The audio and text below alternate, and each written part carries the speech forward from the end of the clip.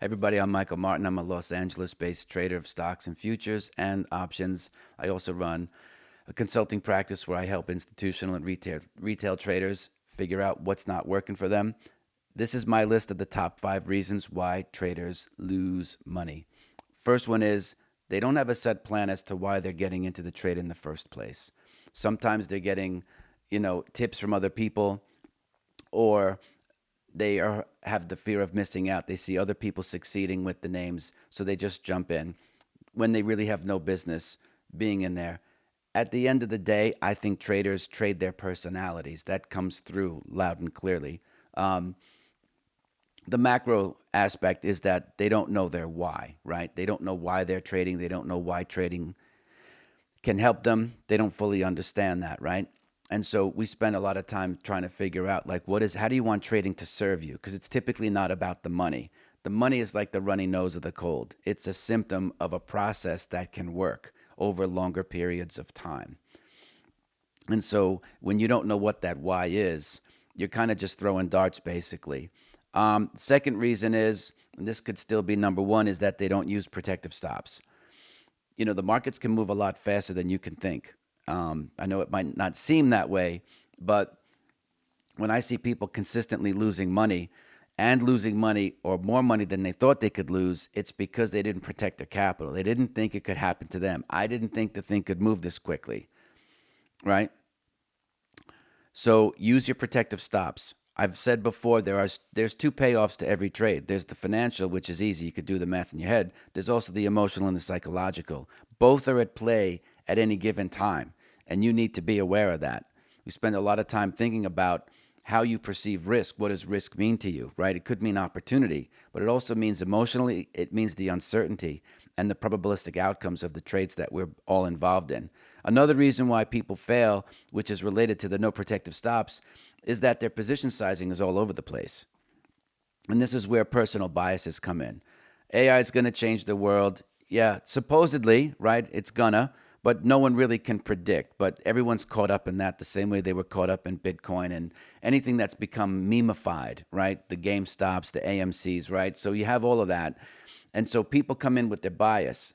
And while I appreciate trading against the crowd and having an idea of what they're doing, the best traders are consistent in their position sizing so that this way they don't let their fear or greed overcome them, because every trade represents whatever their R is, their risk unit, 1/2, 1%.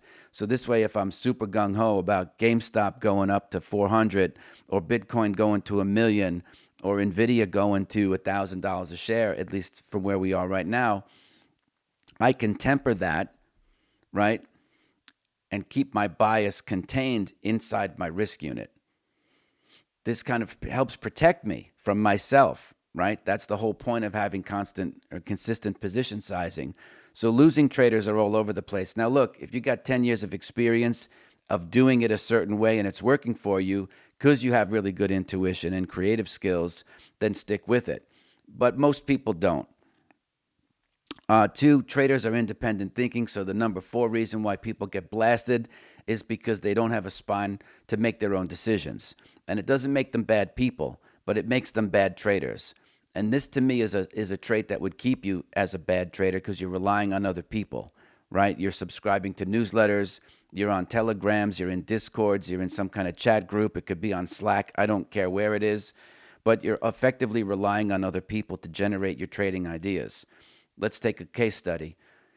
You get a newsletter every week about the top 10 picks. Okay, great. Well, which one you taking? Are you going to divide your money equally? Are you going to divide your money in half and then put 5% increments on each of the 10 names and leave half in cash and then other 50% invested? When do you get in? What's the entry price? Because you can't trade the same number of shares or number of contracts for everything because you'd have to adjust it for the volatility of the underlying instrument to take into account the personality of the instrument that you're trading. So that kind of is related to position sizing and no protective stops, and that you don't have set entries. You're relying on other people to come up with your ideas. And that means it's very, very difficult for you to figure out when to get in, when to get out. Now you're looking for a treasure chest.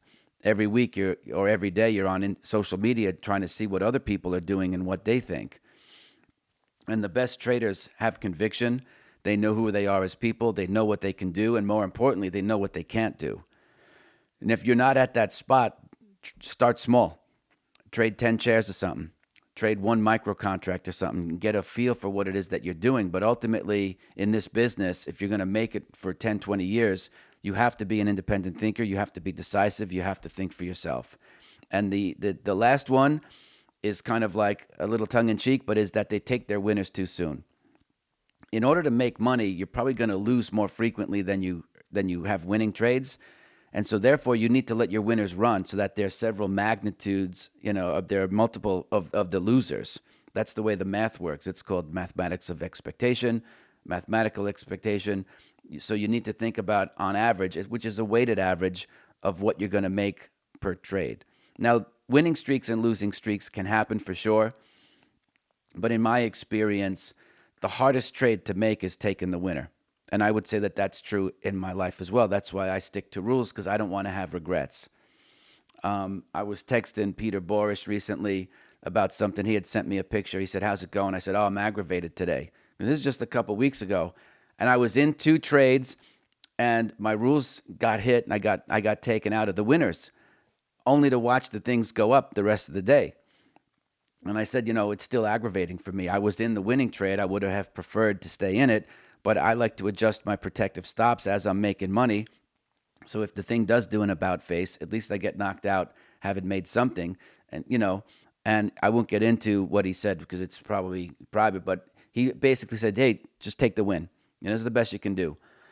But if you don't have a set plan on taking winners, you can say, "Okay, I bought the NVIDIA breakout at 505 or whatever it was. I took it out at 550, and that's great. So how do you feel at 720? What was your rule for getting back in?" So you want to be mindful of when you take winners and make sure that you can weather the storm and stay out of your own way.